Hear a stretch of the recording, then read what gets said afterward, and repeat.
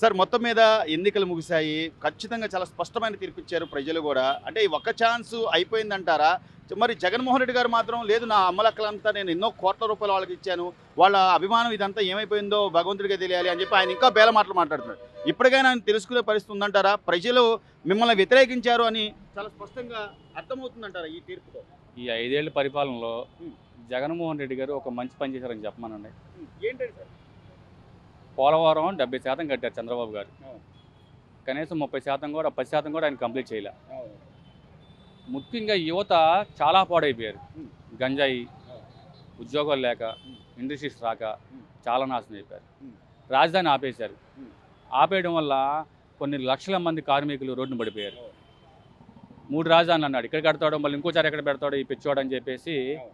ఎవరు ఏం కట్టలేని బిల్డర్స్ అందరూ వెనక్కి వెళ్ళిపోయారు. హైదరాబాద్, చెన్నై అట్లా వెళ్ళిపోయారు. హ్మ్. ఒక రోడ్డు బాగలేదు. హ్మ్. ఆటో వాళ్ళకి 10,000 వేస్తాను అన్నాడు. అవును. వాళ్ళకి 2 నెలలకు 3 నెలలకి ఆ 10,000 అయిపోతున్నాయి. అవును. ఈ ఆటోలు ఇరిగిపోయి ఖర్చులు అయిపోయి అవును. ఒక వ్యవస్థ బాగలేదు. హ్మ్.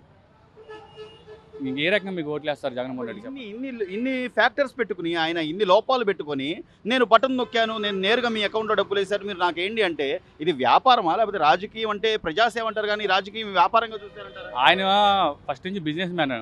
ఆ బిజినెస్ మ్యాన్ గానే ఆ డబ్బులు వేస్తే ఓట్లు వేస్తారు అనుకున్నాడు. ఆయన పొలిటీషియన్ కాదు, ఆయన బిజినెస్ మ్యాన్. ఆయన మరి అలాంటి వ్యక్తిని ఎలా నమ్మారు సార్ ప్రజలు 2019లో? అంటే మా వేల కోట్లు దోచేసుకున్నాడు, జైలుకి వెళ్ళి వచ్చాడు, ఇంకో డబ్బు మీద ఆశ ఉండదులే, ఒకసారి అవకాశం ఇద్దాం అనుకుని ఇచ్చారు. అది ఆయన నిలబెట్టుకోవాలా. ఆయన గెలిచిన తర్వాత కూడా ఇంకా డబ్బు ఆశ పోక ఆ బిజినెస్ పరంగానే రూపాయి ఖర్చు పెట్టి మన 10 రూపాయలు లాక్కుందామని. ఏమంటే మద్యం, దరిద్రమైన మద్యంతో ఎంతమంది లెవర్లు కిడ్నీలు పాడైపోయినాయి. కేవలం జగన్మోహన్ రెడ్డికి ఆ ఉసిరే తగిలింది అనుకుంటున్నా. పోనీ సార్ జగన్మోహన్ రెడ్డి సార్ మీరు అన్నట్టు వ్యాపారస్తుడు ఆయన బిజినెస్ మ్యాన్ తరహాలో ఆలోచించాడు అనుకుందాం. కానీ ఇంకా గెలిచిన 150 మంది ఎమ్మెల్యేల్లో చాలా మంది మనకు అవకాశం ఇచ్చారు కదా మనం నిరూపించుకుందాం లేకపోతే మనం వెళ్ళి మాట్లాడదాం మన నియోజకవర్గాలు అభివృద్ధి చేయమని అంటే వాళ్ళకు కూడా భవిష్యత్తు ఉండాలి కదా. ఈ తరహాలో ఎవరు ఆలోచించలేదంటారా? ఒక కొడాలి నాని, ఒక రోజా మంత్రి పదవులు కూడా పొందారు వాళ్ళు. ఏమండి అసలు ఎమ్మెల్యే దగ్గరికి, ఒక కార్పొరేటర్ దగ్గరికి, ఒక సర్పంచ్ దగ్గరికి ఏ జనం వెళ్ళా, వాలంటీర్ దగ్గరికి వెళ్ళి. నాయకుడు వాలంటీర్నే, ఒక ఎమ్మెల్యే కాదు, ఎంపీ కాదు. వాళ్ళకి వీళ్ళ జనాలు ఎవరు ఎంపీ దగ్గరికి వెళ్ళా, ఎమ్మెల్యే దగ్గరికి వెళ్ళి, వాలంటీర్ దగ్గరికి వెళ్ళి. ఫస్ట్ జగన్మోహన్ రెడ్డి నాశనం అయిపోయింది వాలంటీర్ వ్యవస్థ వల్ల. వాలంటీర్ వ్యవస్థ అంత నాశనం చేశారు. వాళ్ళు చేయాల్సిన స్కామ్లు వాళ్ళు చేశారు. సో సార్ వాలంటీర్ వ్యవస్థ పక్కన పెడితే సార్ ఈ రోజున చంద్రబాబు నాయుడు గారు లేదా పవన్ కళ్యాణ్ గారు భారతీయ జనతా పార్టీ కూటమిగా ఏర్పడి వాళ్ళు చెప్పిన సూపర్ 6 పథకాలు కానీ లేకపోతే వాళ్ళు ఇచ్చిన మేనిఫెస్టోలో అంశాలు కానీ ఇవన్నీ ప్రజల్ని ఆకట్టుకున్నాయి అనుకోవచ్చా? లేకపోతే చంద్రబాబు నాయుడు గారు లాంటి లీడరు, ఆయన అనుభవజ్ఞుడు, ఆయన చేయగలడని నమ్మకంతో వేశారండి ఈ పథకాల గురించి ఏం కాదండి. వాళ్ళు మేము డోర్ టు డోర్ తిరిగాం. తూర్పు నియోజకవర్గంలో డోర్ టు డోర్ తిరిగాం. తిరిగితే మేము ఇన్ని పథకాలు ఇస్తాము, ఇద్దరు పిల్లలు ఉంటే ఇద్దరికి, ముగ్గురికి 15,000 ఇస్తామంటే ఇవన్నీ మాకు ఎవరు కావాలండి? మాకు మంచి చదువులు కావాలి, రోడ్లు బాగుండాలి, గంజాయి ఎక్కువ అయిపోయింది, పిల్లలు పాడైపోతున్నారు, అవి అరికట్టండి చాలు, ఈ పథకాలు మాకు ఉద్యోగ అవకాశాలు కావాలని చెప్పి మాసులో ఏది జగన్మోహన్ రెడ్డి పథకాలు తీసుకున్న వాళ్ళు కూడా ఆ మాట అన్నారు. అంటే ఆ పథకాలకు ఎదగాలి, ఏం పని చేయలే.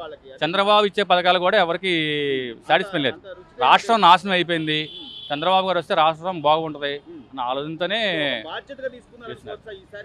బాధ్యత కాదు, కడుపు రగిలిపోయి రాష్ట్రం ఇంక ఇంత దరిద్రం అయిపోద్దా అని చెప్పేసి నేను కడుపు రగిలిపోయి వచ్చి ఓట్లు వేశారు. చివరిగా ఈ 5 ఏళ్ల పరిపాలన, గత 5 ఏళ్ల పరిపాలన చూశారు. ఇప్పుడు ఈ మీరు అన్నట్టుగా రాష్ట్రం వెనకబడిపోయింది అంటున్నారు. చాలా ఫ్యాక్టర్స్లో నిర్మాణ రంగం కానీ లేకపోతే వ్యవసాయం అని కానీ అది ఉద్యోగ అవకాశాలు కానీ ఇవన్నీ దెబ్బతిన్నాయి. ఇక ఇక్కడి నుంచి అయినా కనీసం చివరికి మీ క్యాపిటల్ ఏంటి అంటే ఆలోచించుకునే పరిస్థితిలో ఉన్న ఆంధ్రలో ఇప్పుడు మీ క్యాపిటల్ ఏంటి అంటే చెప్పుకునే ధైర్యం వచ్చిందంట. 12వ తారీఖు ఫైనల్ అయిపోతుందిగా క్యాపిటల్ ఏదో.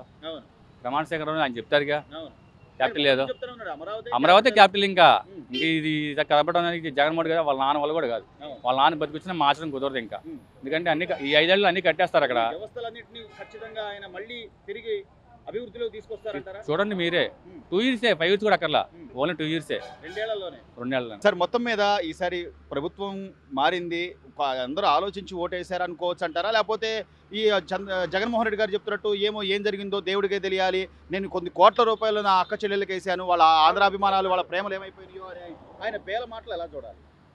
ఒకటి ఆయన గమనించలేదు ఏంటంటే బేసిక్గా గ్రౌండ్ లెవెల్లో ఏం సఫర్ అవుతున్నారు జనం, పబ్లిక్ ఏం సఫర్ అవుతున్నారు అనేది ఆయనకి అండర్స్టాండ్ చేసుకోలేకపోయారు.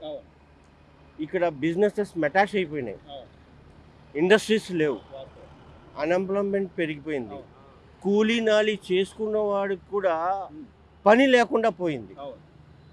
దానికి తోడు ఎలక్ట్రిసిటీ బిల్లు, దానికి తోడు వైన్స్ది రేట్లు లేబర్ వాళ్ళకి, దీని తర్వాత రేట్లు కంపారిజన్ ఇప్పుడు మనిషి లగ్జరీకి అలవాటైపోయి మనిషికి 500-1000 రూపాయలు పనికి సరిపోవడం వలన ఖర్చులు పెరిగిపోయటం వలన ఈ ఎంప్లాయ్మెంట్ ఉద్యోగం సంపాదన లేకుండా పోయి ఆటోమేటిక్లీ ఈ ఏ వ్యాపారస్తులు అనుకోండి, ఇప్పుడు మీరు రైతులకి పెన్షన్ ఇస్తున్నారు, దీని తర్వాత వృద్ధాప్య పెన్షన్ అన్నీ ఇస్తున్నారు, కానీ వాళ్ళకి పిల్లలు ఉంటున్నారు కదా, వాళ్ళ పిల్లలు ఉంటున్నారు కదా, వాళ్ళు ఖాళీగా ఉంటున్నారు.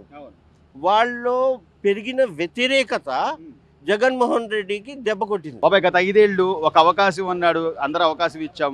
ఈసారి ఇంత నిశ్శబ్దంగా ప్రతి ఓటరు ఖచ్చితంగా నేను ఎవరికి ఓటేయాలో ఒక నిర్ణయం తీసేసుకొని ఇంత భారీ మెజారిటీ ఇచ్చారంటే ఏంటి, ఏమి లోటు జరిగిందంటారు జగన్మోహన్ రెడ్డి గారి ప్రభుత్వంలో? ఏం ఆలోచించాడు ఓటర్, సగటు ఓటర్? ప్రతి ఒక్కరు ఆయన అనుకుంటాడు బటన్ నొక్కని ఆయన అనుకుంటుంటే, కానీ ప్రతి ఒక్కరూ చాలా ఇబ్బందుల్లో పడ్డారు. పని చేసే వాళ్ళకి పని లేదు, ఇసుకంటే హై రేట్లో ఉంది, పనులు చేసుకున్నోడికి కూలి దొరకట్లేదు, చాలా ఇక్కట్లు పడ్డారు. ఎప్పుడు వస్తుందని, ఎన్నికలు ఎప్పుడు వస్తాయని ఎదురు చూసి ఈ రోజుకి అవకాశం వచ్చింది. చాలా ఆనందంలో జనాలు ఉన్నారనమాట. నిజంగా జనాలంతా అభిమానంగా వేసిన ఓట్లు అంటారు. అంటే జగన్మోహన్ రెడ్డి గారు ఏమంటున్నారంటే, నేను కొన్ని కోట్లు ఇచ్చాను, ఆ అమ్మలక్కల అభిమానం, లేకపోతే వాళ్ళందరూ ఇదేమైపోయింది దేవుడికి తెలియాలి. వాళ్ళ కోట్లు వాళ్ళ జోబీలోకి వెళ్ళిపోయి, కోట్లు జనాలకు రావట్లేదు, ఆ కోట్లు వాళ్ళ జోబీలోకి వెళ్ళిపోయి జనాలకి ఏమి లబ్ధి కోరట్లేదు. వాళ్ళ పెద్ద పెద్ద నాయకుల జోబీలోకి వెళ్ళిపోయినాయి, కానీ జనాలకి ఏమో బటన్ నొక్కి ఎంతకి 1000 100 మందికి వెళ్ళి 9 మందికి రావట్లేదు. అందరూ అబోధిపోయాడు. క్లారిటీ ఉండబట్టే కదా ఇప్పుడు మనం తిప్పి మడిచిపెట్టి పెట్టారు. క్లారిటీ ఉండబట్టే కదా ఇంత మెజారిటీ ఎలాగొచ్చింది. మరి జనాల్లోనూ ఆ ఆవేశం, ఆకృతి ఉన్నది కాబట్టి ఇంతవరకు వచ్చింది పరిస్థితి. ఇప్పటికైనా చంద్రబాబు నాయుడు గారు లాంటి సీనియర్ నాయకుడు రేపు ముఖ్యమంత్రిగా ప్రమాణ స్వీకారం చేయబోతున్నారు.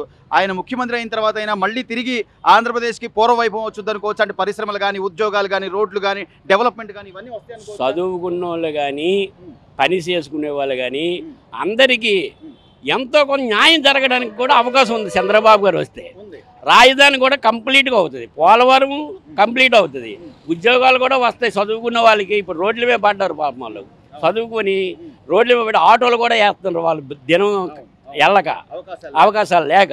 ఇప్పుడు ఆ పరిస్థితి ఉండదని నమ్మకం పూర్తిగా ఉంది. మంచి రోజులు వచ్చాయి, చీకటి రోజులు పోయి మంచి రోజులు వచ్చాయి. లేదు కదా, ఇంక లేని దానికి ఏం చెప్తాం. ఇప్పుడు అమరావతి రాజధాని ఘనంగా కాదు, ముమ్మాటికి 30% అంతా 100% రాజధాని అక్కడే అమరావతి.